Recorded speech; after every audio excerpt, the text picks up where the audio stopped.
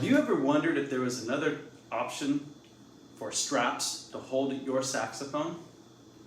Well, in this video, I'm going to talk to you about two types of straps that you can use to hold your saxophone. So the first strap we're going to talk about is the neck strap. And this is pretty basic. They come in every case. Traditionally in the past they were just a strap with no padding around it. Then over time they have evolved to have the padding. I like the padding. It's nice.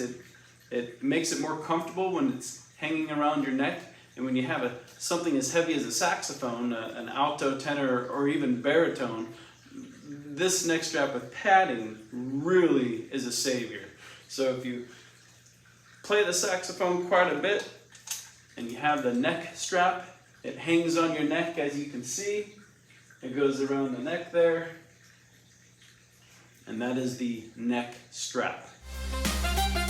The second type of strap to hold the saxophone is a shoulder strap. This is a little more newer. It's not as old as a traditional neck strap. This one hangs on your shoulders and cinches up. And then when you put the saxophone on the clip, the weight of the saxophone and the instrument isn't on the neck so much as it is more on the shoulders, as you can see with the strap around my shoulders. Now that we have discussed the two different types of straps to hold your saxophone up, the inevitable question is, which one's the best one to use? Well, the Saxophone Workshop highly recommends the shoulder strap.